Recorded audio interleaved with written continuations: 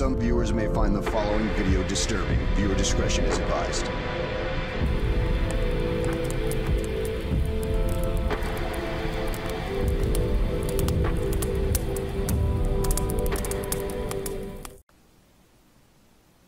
Rabbi Yochanan says, Kol malach u'malach memune li'ipara onesh avera achat. Every single angel is designated for a person for one of their sins.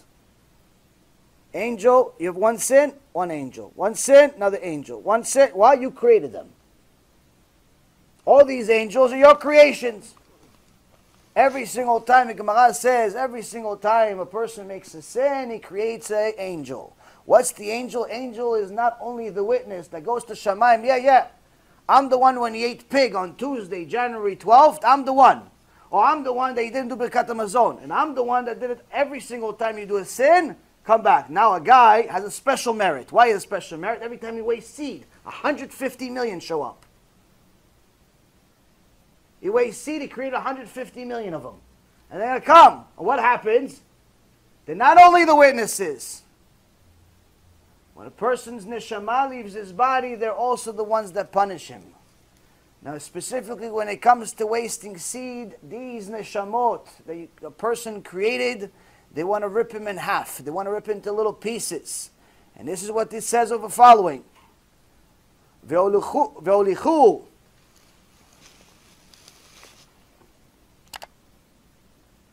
Ve'olichu etzel hamelech, amar lahem hamelech, ma e'aseh lachem? Lechu v'chilku b'nechem.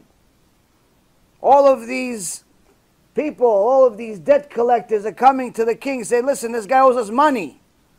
He owes us money. What do we do? King says, what do you want me for me? Go collect your money.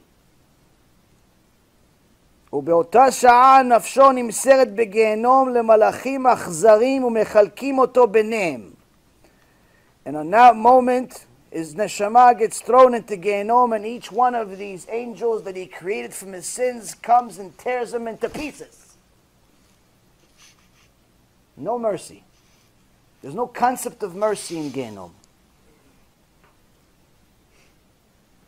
The Gemara Bava Metzia, page 58b, also says in a Bereta, says, Shlosha yodim legeinom ve'enam olim. There's several different types of people, 3 different people specifically mentioned in this Bereta that go into Geinom but never come out. Who are they? Abal eshet ish. Someone who goes with a married woman. What does it mean? He has to have sex with the woman and then he goes to Geinom forever? No. You want to go dance with a woman that's not your wife? You want to go kiss a woman that's not your wife? You want to do anything with someone that's not your wife? You have a problem. You have to do tshuva. All these idiots that have other people dance with their wives at weddings, or they dance with somebody else's wives at bar mitzvahs, they think it's a mitzvah. Oh, wow, it's unity, it's Am Yisrael. Okay, no problem. Someone who likes to embarrass other people in public. Oh, you want to embarrass the guy in public? You like it? Enjoy it? No problem. Someone who swears in the name of God for, as a lie. Young people say, I swear every 5 minutes. They think it's a joke mentioning God's name. Someone who likes to take honor as a result of his friend's downfall. We had a whole shiur about this maybe about a month and a half ago. It mentions it in Proverbs, it mentions it in the Mishnah, it mentions it here, it mentions it in the Zohar, it mentions it in the Torah, it mentions it everywhere. This is literally one of the worst possible things you could do. Take advantage of somebody else's downfall. Celebrate their downfall.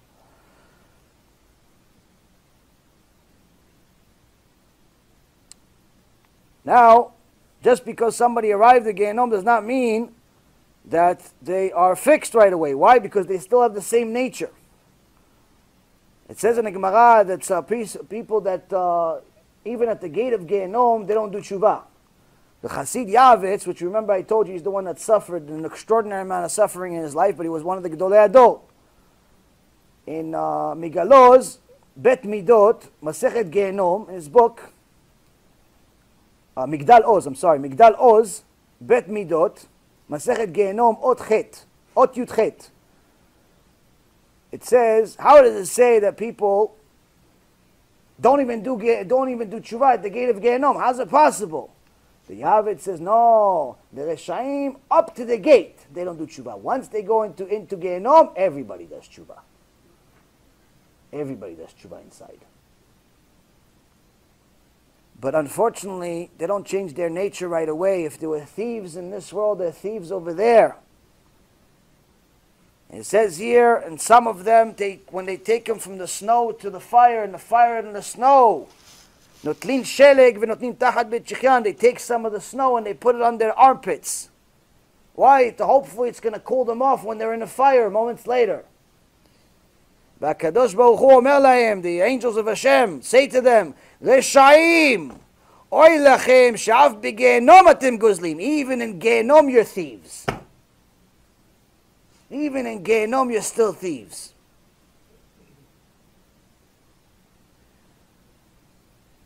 Based on a verse from Job 24, verse 19.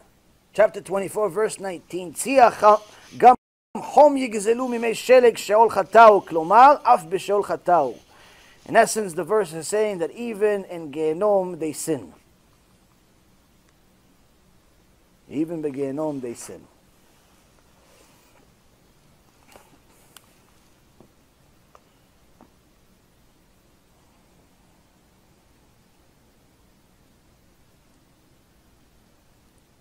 You guys had enough or you want more?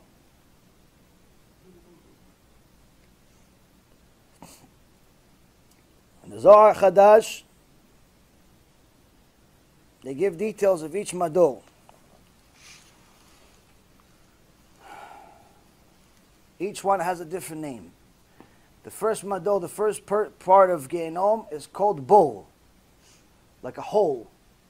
What kind of hole? Similar hole, like for example, the tribe threw Yosef HaTzadik into a bowl, into a hole.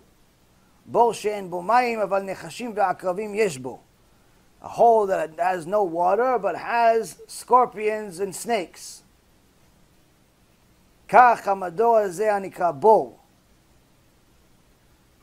Kitot shel malachei chabala ke'en nechashim usrafim asher en lahem lachash. So this is a place where you have all these different types of snakes and types of creatures that torture the people. Now who is in control of it? Shlosha mimunim, shlosha b'Geinom, sholtim b'Geinom. 3 are generals of Geinom under the leader. Who is the leader? Mitachat yad Duma. Duma is the name of the leader. And what's the name of the 3 generals there? Their names are Mashchit, Af, Vechema. Mashchit, Af, Vechema. Now, where do we see this in the Torah? In the book of Deuteronomy, Parashat Ekev, chapter 9, verse 19. Moshe Rabbeinu says to Am Yisrael, I was terrified from the face of Af and Chema. Now, Af also literally means wrath, and Chema means blazing. But in reality, he says, I went up there in Shemaim and I saw the leaders of Geinom and I was petrified of them. This is Moshe Rabbeinu. We're not scared of God. He was scared of them. Do you understand? Difference is, he knows. We're still clueless. So B'ezrat Hashem, hopefully this helps us become somewhat of a clue. And every other demon, not demon, or any type of ruach or different mashchit being that is a destroyer over there is under these 3 leaders that are under this one leader named Duma.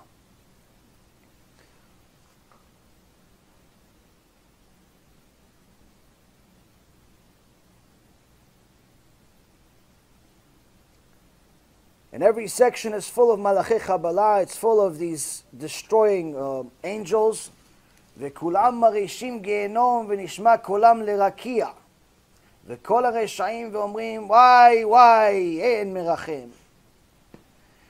It says, and all of those suffering in this particular section, we're just talking about the first, the lowest, the best one, the best case scenario. Their screaming is heard from one end of the world until the heavens. And what are they saying? Oi, oi! But there's no mercy. En merachem. There's no one that's merciful. There's no concept of mercy over there. Who gets this? People that go against Talmidei Chachamim. How? What? They make websites against them? No, we're not even talking about that. ואותם שאינם נותנים כבוד לתלמידי חכמים. ואין דנים במקום הזה למבזה תלמידי חכמים. Someone who just doesn't give enough respect to his rabbi. That's it. We're not even talking, specifically says, we're not even talking about someone who makes websites against rabbis, or videos against rabbis, or talks bad about rabbis. No, that's a completely different chamber. That's the fourth one. 3 levels up.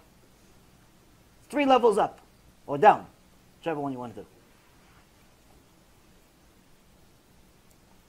Mador Sheni. The second one, Nikra Shachat. The name of it is Shachat. V'i Esh Yerokai. Here it has green fire. I don't know what that means, green fire, but apparently over there there's something called green fire. Ve'en sham ki en choshech, ki im choshech ve'en sham rachamim klal. It says, just so you know, over here there's no such thing as mercy. Meaning, there was some type of mercy in the first one, where the screams go from one side to the end of the earth, here, nothing.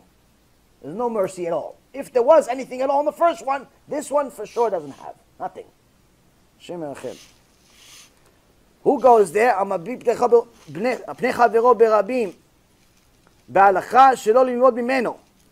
Someone who embarrasses another person and tells people, don't learn from him. He says scary stuff. He has shiurim about Geinom. He has shiurim about wasting seed, about Mechalel Shabbat, about wigs that are not kosher. He says things that are Torah, but he's scary. Don't learn from him. המתכבד בקלון חברו והיודע שחברו ייכשל בהלכה אחד והם בעיר אחת ואינו מודיע קודם שייכשל וישמח הוא או אחרים. Says someone who knowingly lets another person fail in certain halakha and sin, and he's happy. Why he's happy? Oh, see, he doesn't know what he's talking about. Yeah, but you could have told him. You knew that he's not allowed to do this. You knew that he was about to do it. You still let him sin. What is it relevant to? All of these fake Care Bear rabbis that let people drive on Shabbat to the Knesset, this is their section. It's one of them. It's one of their section. Now, just so you know, someone that goes to one section doesn't mean that they finish the section, they go to Gan Eden. They have to keep going up. If someone goes to the 6th, they finish the 6th, however long it is, they have to go to the 5th. They finish the 5th, they have to go to 4th, they have to go up. You don't just finish, oh, you go to 6th, okay, you got the worst one, but you finish now. No, no, no. 5, 4, 3. Just like you counted the money you stole in this life, you have to count in Geinom too. Someone who likes to celebrate other people's failure. Someone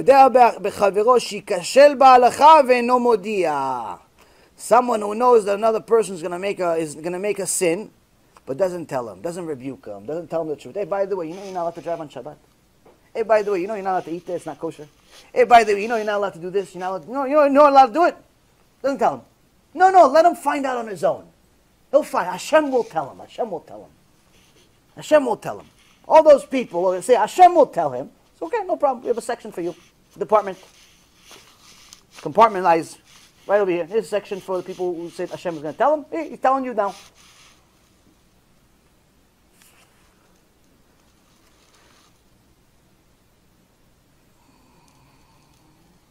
Now all those that think, oh no, this is just for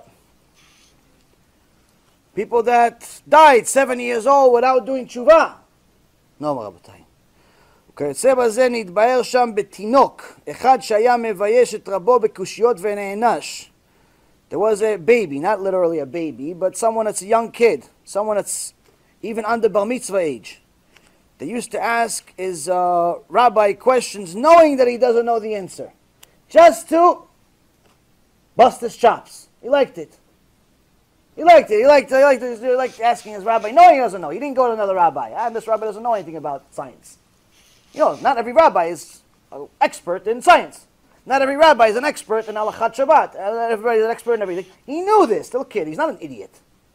He's a kid, he knew, but still, look, he doesn't know. Look, the teacher doesn't know. So we don't have to do it. The teacher doesn't know, we don't have to do it. Okay, he has also a special place. He also has a special place. But he's less than 20. Yes, he's called baby too. In there. It's called baby. Amador Shlishi. Oh, and what happened to this baby, this young kid? They judged him for 7 days where they bathed him with something, and there's no concept of this in the world, but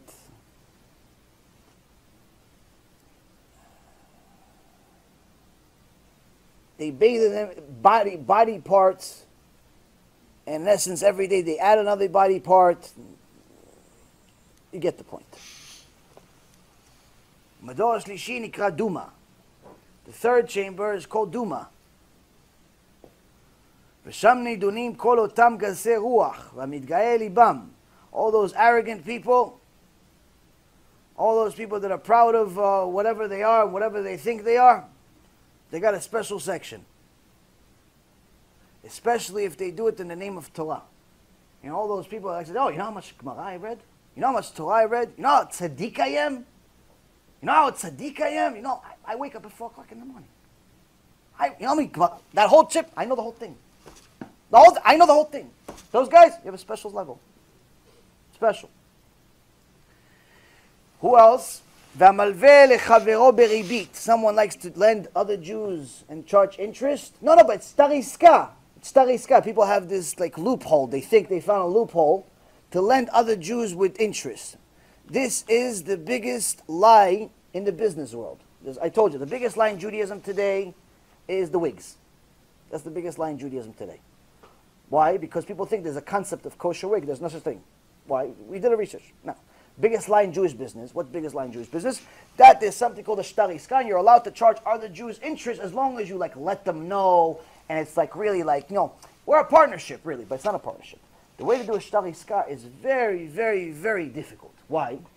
Because if I lend you money, or you lend me money more likely, now that means that if I take the money and I invest it somewhere else, I take the money and I waste it, regardless of what I do with it, I still have to give you the money plus whatever profit you want.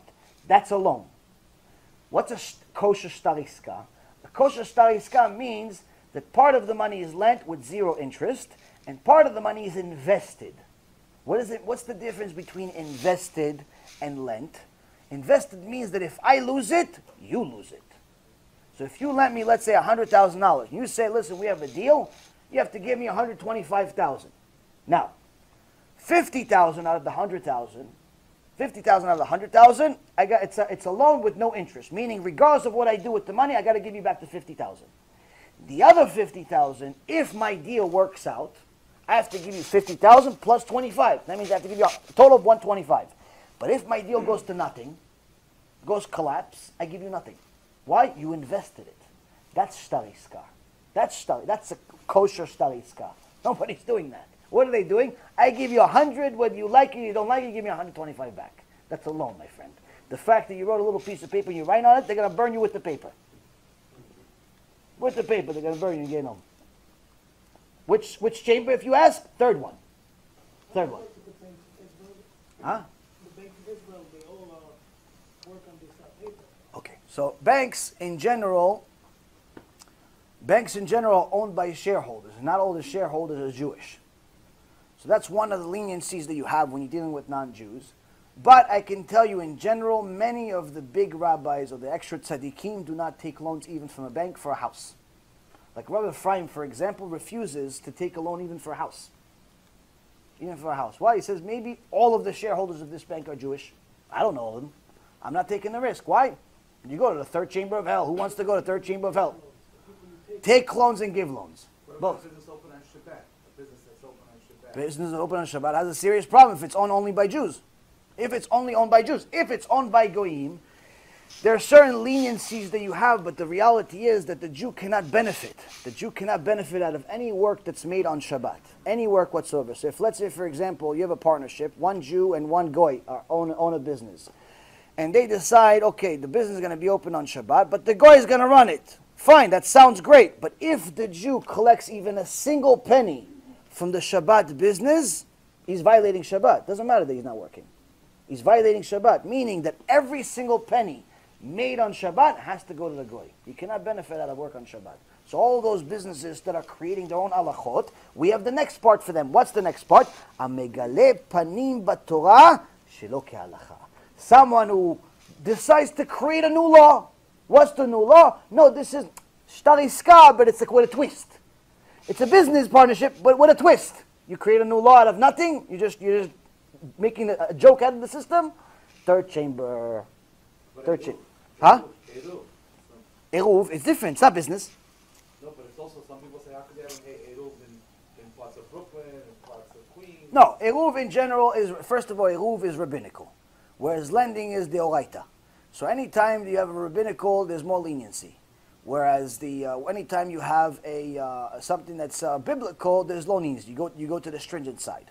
So that's one major thing that's a big difference between Eruv and lending. Second thing is that as far as Eruv, really the biggest leniencies go for the Ashkenazi side, whereas many of the Sephardi don't hold by the Eruv. They don't hold by the Eruv. Not all Sephardis hold by the Eruv. And the reason why is because to make a Sephardi Eruv is impossible. Why? It literally has to be a wall. It has to be literally a wall, which you can't do in today's world.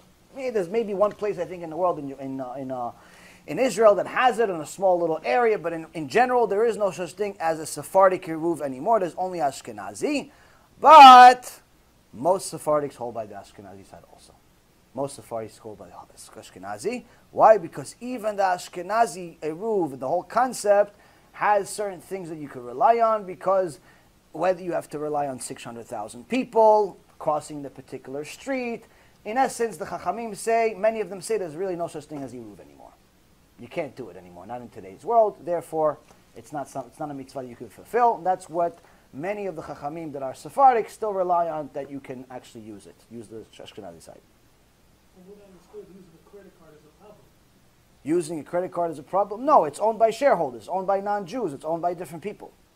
If borrow from a Jew, it's a problem, but if you take a loan from a non-Jew, it's not a problem. no, non-Jew, you're allowed to do whatever you want with a Jew. Lending money or borrowing money from Jews is the problem. Both the borrower and the lender get punished for it. Let's continue because we're already getting late.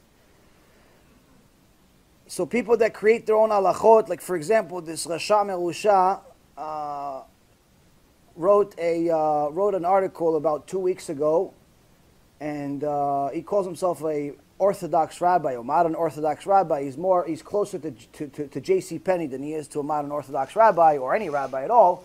But anyway, he said in this article that you're allowed to go eat at any vegan restaurant, regardless of whether it has a kosher stamp or not. Why? Because there's no need for any kosher. If you can't see the bugs, then there's no problem. In essence, he just created a new law in Torah. He created a new law in Torah, he wrote a whole article about it, and people actually think that you can go to any vegetable restaurant, as long as you're just eating the vegetables of the Goyim, everything's okay, and that's absolutely not true. Now, why is it not true? Because if you eat non-kosher meat, it's a single sin. If you eat non-kosher vegetables, meaning what non-kosher vegetables? There's a bug on it, there's a little fly. Why? Because the Goyim are not obligated to clean the flies.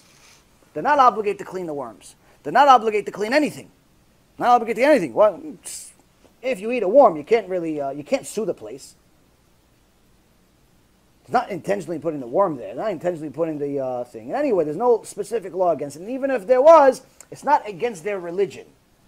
So, point being is that if you go to a non-kosher place, you're guaranteed to eat one of these bugs. And a sin of eating meat that's not kosher is a single sin.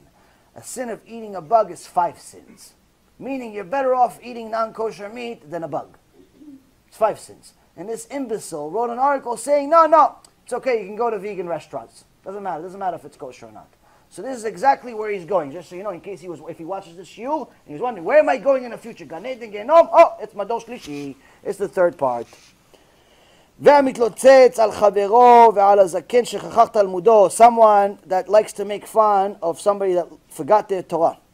Especially an older person, somebody that likes to make fun of those people, he has a place in Geinom called Mador Shlishi, that nikra Duma.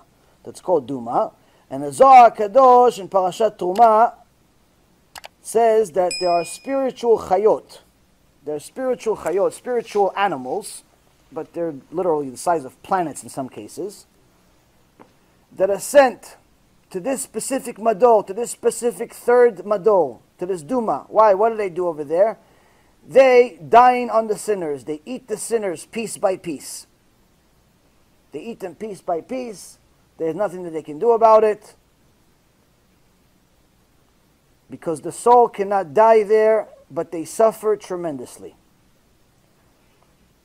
Madol Revi, the fourth madol, fourth chamber, called Tita Yavin. שם נידונים אותם גסי הרוח וכל אותם העונים העזות לעניים המדוכאים. Those, there's a special place where people that like to make fun of poor people. Somebody poor came to you, tzedakah, go get a job. Go get a job. I work hard for my money. Oh, you like that? Okay, you have a place. Fourth one. You have a special place. Chamber, nice villa waiting for you over there. Like making fun of poor people. Just so you know, Hashem loves poor people. Why? The reason why all the other people go to Gan Eden is usually because of the poor people. Why? You gave him tzedakah. He specifically created poor people so the rest of us can go to Gan Eden giving them tzedakah. So now, instead of doing that, you made fun of them. Go get a job, go get a job. Especially people make fun of avrechim that don't have any money. They come, they collect money for their kids. They collect money for the... Why are you making fun of them? You don't want to give, don't give, whatever. Whatever, you have a problem in your mind. But to make fun of them? Make fun of somebody that's poor? Like it's his fault? It doesn't matter if he's a Jew or not. It doesn't make a difference. Not to make fun of anybody. והרואה אני בדוחק ואינו מלווהו עד שמבקש ממנו הנאתו. Oh, this is a special type of person. This is a person that sees someone that's in desperate need. Sees someone that is in need, has no money, isn't desperate, he just lost all of his money, he has no money for the rent, he has no money for the mortgage. Miskin. Guy's poor guy. You know he's a miskin.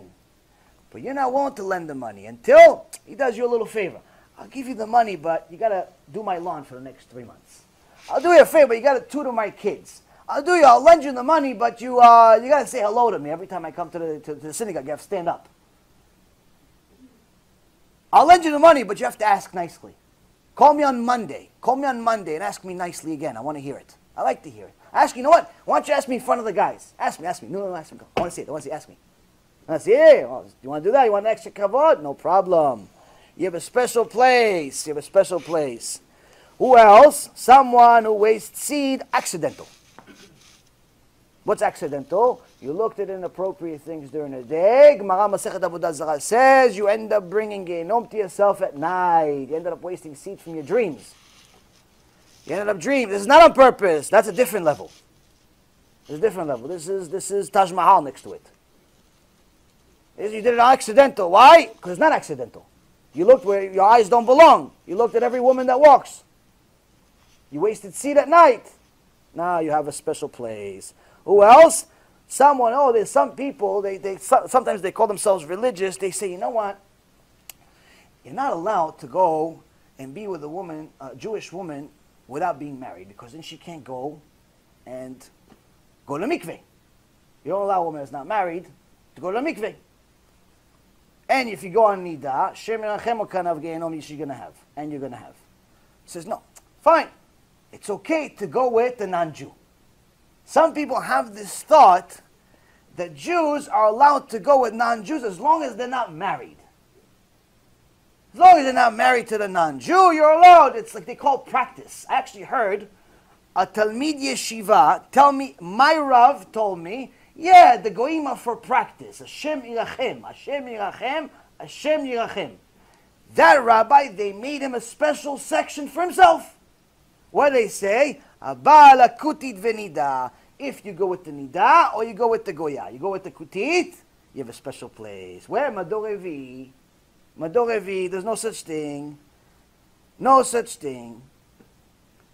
Now, Zohar Kadosh, Hashem Yerachem Aleinu, Zohar Kadosh says, there's a special angel named Orei. Orei Yom. That has a special mission in this Mador. What does he do? All those people that get upset, they get angry, and they lose their mind, and they start cursing even themselves. or they start swearing. I swear I'm not going to do this anymore. I don't. Start losing their money, start saying even things against themselves, because mamash, they lost their cool, they lost their speech, they lost everything. He says, oh, he has a special mission to deal with them. Where? In this specific madul. But that's not the part I was saying Hashem Yachem. What was I saying Hashem Yachem? There's a special snake called karaton. Karaton is the one that was also created in creation, similar to Leviathan. Leviathan, which we're going to eat when the Mashiach comes, this is the bad version. Karaton is the one that eats people, or eats their flesh and their skin and all types of horrible, awful things in this specific madul. Fourth one.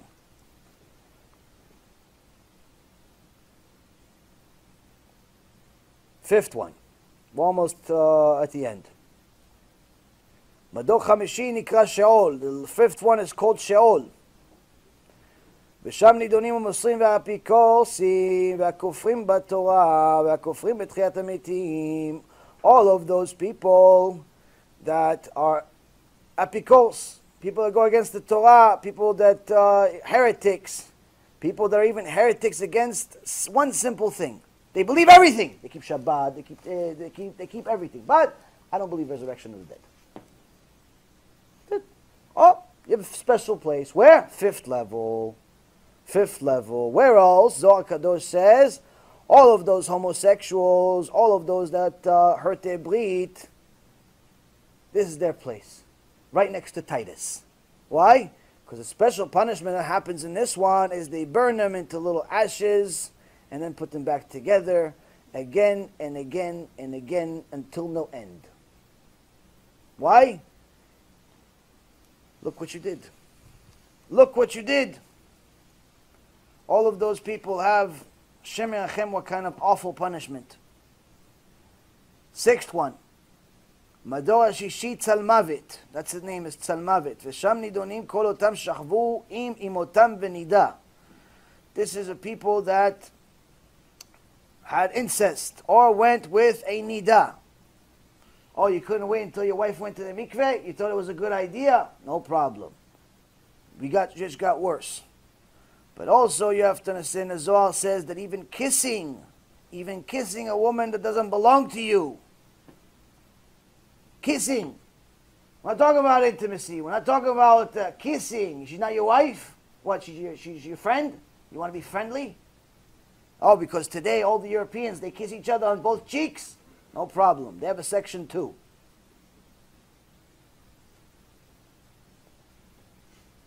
Women that dress immodestly. They always asked, what about immodesty? You haven't mentioned it yet. Yeah, because they're in the worst one. Why are they in the worst one? You dressed in extra tight clothes? You want everybody to see what your body looks like even when you're not wearing clothes? You want everybody to see what you look like? You want everybody to look at you? You want attention? You want attention like a little baby, like my 10-month-old? No problem. You have the 6th level. You'll get a lot of attention there. Tons of attention. Tons of attention. And I also heard the Mekubal Rav Shani. He said this is where the wigs go. This is where the wigs go. This is the section for them. This is the section for them. You have a problem, call him, he'll answer you. He's still alive, Baruch Hashem. He's one of the Mekubalim of this generation. And there's a Maaseh, there's a Ben Ish Chai. There's a Ben Ish Chai who masaret nefsho. He took his soul out of his body. He took his soul out of his body and he saw what happens in Geinom. He writes in his book. And he met 2 people. Both of them were decreed to go to the 6th madul, to the 6th level of Geinom. One of them was a thief who robbed people in the woods. He robbed people in the woods. He put a gun or a knife to their head or whatever it was at that time. And he took everything and left them for dead. The other one was a womanizer. What kind of womanizer? He wrote a book. He wrote a book about sex. He wrote a book about, intimacy. He thought he was Romeo. Thought he was cute.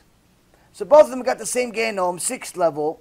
And the Ben Ish Chai says, every so often there would be a malach, after these people are suffering, they would tell them how much time is left. Why? Because the one that was a robber got decreed 400 years. 400 years in the 6th level of Geinom. He got decreed 400 years, Rabotai, just in the 6th level. After, when he met him, an angel came to him and says, 300 years have passed, you have 100 left. So the second one that wrote the book said, well, what about me? What about me? How much time do I have left? So the Malach says, we have no knowledge of how much time you have left. Why not? What do you mean you don't have any knowledge? He says, you're still making sins. What do you mean? I died, I'm here. The book is still out there. People are still reading it. You made a picture, you put it on the internet because you look cute in a bathing suit. And they have it on Facebook. And they have it on WhatsApp. And they have it everywhere. You thought it was cute for you to have this bathing suit picture. You thought it was cute on the ocean. You thought it was cute on the boat. It was cute. People are watching it. You have a problem. Why? You're continuing to make sins. That's why any kosher woman literally has to delete every single picture she has on the internet. Every single one with no exception. Not even a headshot she should have. Unless it's for a shidduch, no one should have a picture of you. Why? Sick minds. Sick minds. Guys will do anything to pervert their mind. And a woman needs to understand that. Guys don't think like women. Women see a guy, they think about personality. Guys see a woman, they see cattle. That's the reality, women. That's the reality. No exceptions. Unless it's a Ben Torah, that's a real kosher person with Yirat Shamayim. He doesn't even look at women. It's a different story. Overall, aside from that, there's no such thing as platonic relationships. You can have a friend that's a male. You can have a friend that's a female, but you're just friends. There's no such thing, Rabotai. There's no such thing. Why? The guy's mind is only a matter of time before he thinks inappropriately. We talked about this further in last week's shiur, so I'm not going to expand. Now here, the Ben Ishchai says, this is where I also learned what the Rambam said in Ilchot Tshuva. There are 24 things that make tshuva very difficult. Very difficult is an understatement.